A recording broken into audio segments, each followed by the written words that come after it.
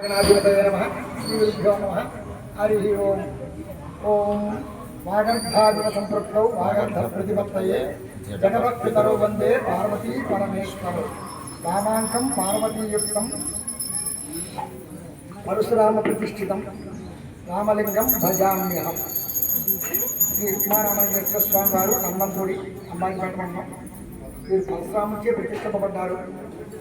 స్వామివారికి ఇక్కడ ఆలయం పశ్చిమాత్మకంగా సజ్జోజాత్మకంగా ఉంటుంది. స్వామివారి పశ్చిమాత్మకం సజ్జోజాత్మకం. ఇక్కడ ప్రత్యేకత ఏంటంటే పానుపట్టం ఉండదు స్వామివారికి. అలాగే నందీశూన్యం శివాలయం, నందీశ్వరుడు కూడా ఉంటుంది.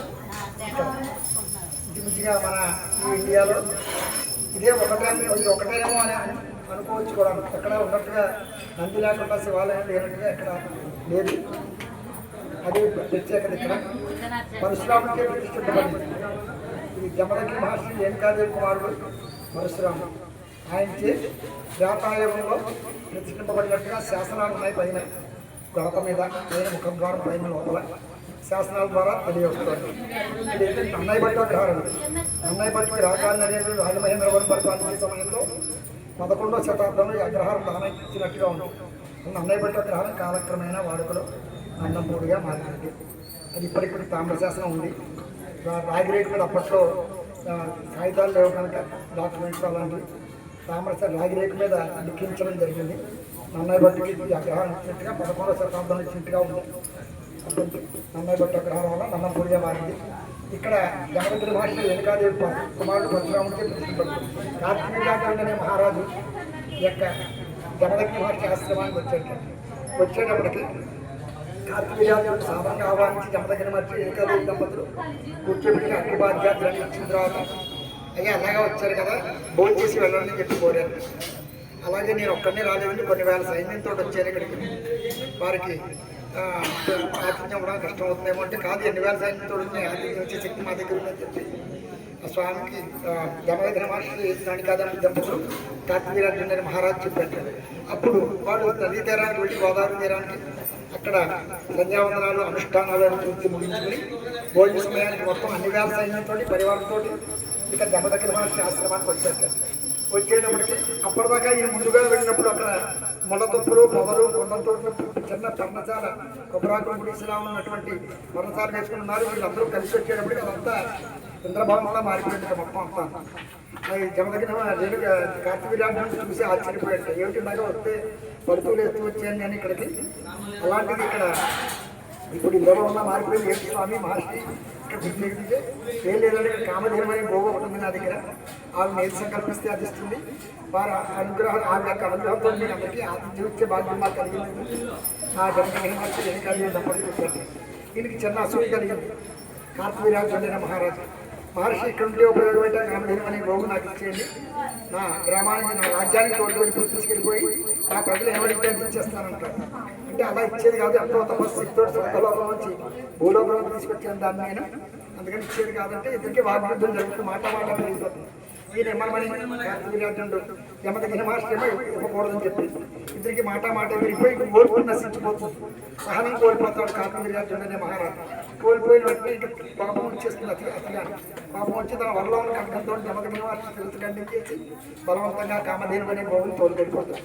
అప్పుడు రేణుకాదేవి అయిన భార్య ఈ మొండాన్ని ఒళ్ళో పెట్టుకుని బోధిస్తూ ఉంటుంది. అప్పుడు వస్తాడు పరశురాముడు. పరశురాముడి పేరు అసలు రాముడు. పరశువు అంటే సంస్కృతంలో గొడ్డలు ధరించాడు కనుక పరశురాముడిగా పేరు పొందాడు. అప్పుడు తల్లికి ప్రతిజ్ఞ చేస్తాడు, అమ్మాయి భూమి మీద క్షత్రియులు అనే వాళ్ళు లేకుండా నిర్మూలన చేసేస్తాను అని చెప్పి శపథం చేసి దొరికిన వాడిని దొరికినట్టుగా చంపుకుంటూ వెళ్ళిపోతూ ఉంటాడు అన్నమాట. అంటే ఇతనికి ఇంక వాడితో శత్రుత్వంతో సంబంధం లేదు. ఆ జాతి అయితే చాలు, క్షత్రియ వంశానికి చెందినవాడైతే చాలు. అలాగే 21 పర్యాయాలు భూ ప్రదక్షిణ చేసి దొరికిన వాడిని అన్నీ చంపేస్తూ ఉంటాడు. ఇలా జరుగుతూ ఉండగా రాముల వారికి అలా వచ్చింది. మరి రాముడు అంటే శ్రీ మహావిష్ణు స్వరూపం. రామావతారంలో మానవ రూపంలో రామావతారం ఎత్తవలసి వచ్చింది. ఆయన ఎవరి గురించి? రాక్షస సంహారం గురించి, రావణ కుంభకర్ణాదులని సంహారం గురించి ఆయన జన్మ ఎత్తవలసి వచ్చింది. ఆయన క్షత్రియ కుమారుడే, అంటే దశరథ మహారాజు కొడుకే. మరి ఆయన క్షత్రియుడి కిందే లెక్క. అందుకని అప్పుడు రాముడు వారి కాలం వస్తే రాముడి దగ్గరికి కూడా వెళ్ళిపోతూ ఉంటాడు. వెళ్ళిపోతుంటే నీ పని అయిపోయింది ఎంతోసేపు ఉండమని చెప్పి దగ్గరికి వెళ్ళిపోతుంటే శ్రీరామచంద్రమూర్తి మహావిష్ణు స్వరూపం కనుక అంతే పరశురాముడు దగ్గరికి వచ్చి కొద్ది పరశురాముల్లో ఉన్న శక్తిని అంతటినీ లాగేసుకుంటాడు. లాగేసుకుని పరశురాముడు నిర్వీర్యుడు అయిపోతాడు అనమాట. ఏదో 100 లక్షణాలు చేసిన వాళ్ళు అయిపోయి ఆ శ్రీరామచంద్రమూర్తి పాదాల మీద పడిపోయి మహానుభావ శ్రీమన్నారాయణ మహావిష్ణు స్వరూప శ్రీరామచంద్రమూర్తి ఇప్పటికే కొన్ని వేల మందిని చంపేసానయ్యా, నాకు బ్రహ్మహత్యా దోషం పట్టుకుంటే హత్యాదోషం పోవాలంటే ఏం చేయాలి? అది ఇప్పుడు 11 శివలింగాలు ప్రతిష్ఠింపజేస్తే తప్పకుండా నేను హత్యాదోషం పోతుందని చెప్పినట్టుగా లింగ పురాణంలో రాసింది. ఆ 11 శివలింగాల్లో మన స్వామి మన రామలింగేశ్వర స్వామి ఒకరు పరశురామ ప్రతిష్ట, ఆయన ప్రతిష్ట అనమాట. అది ఇక్కడ స్థల మహత్వం. నందీశ్వరుడు లేకపోవడానికి కారణం కూడా నందీశ్వరుడు మనం ఏ ఆలయంలోకి వెళ్ళినా నందీశ్వరుడు యొక్క అనుమతి తీసుకుంటే కానీ మనం స్వామి దర్శనం చేసుకోకూడదు. నేను మీ ఇంటికి రావాలనుకోండి, తలుపు తీసుకున్నా డైరెక్ట్గా పరిగెట్టుకు రాకూడదు, అది సంస్కారం అనిపించకూడదు. బయట ఉన్న వాళ్ళని ఎవరిని అడిగి పనులు ఎవరు ఉన్నారా రమ్మంటేనే మనం లోపలికి వెళ్ళాలి. అలాగే మన ఆలయంలో పెట్టినప్పుడు ఆ యొక్క వాహనాన్ని అనుమతి తీసుకుని నందీశ్వరుడు అయితే నందీశ్వరుడు, మామూలుగా వినాయకుడు కూడా అయితే ముష్టికాసుడు, అలాగే మొత్తం వాళ్ళ శుభమేశ్వరం అయితే మయూరం నెమలి, వాళ్ళ యొక్క అనుమతి తీసుకుంటే కానీ మనం స్వామి దర్శనం చేసుకుంటూ లేదు.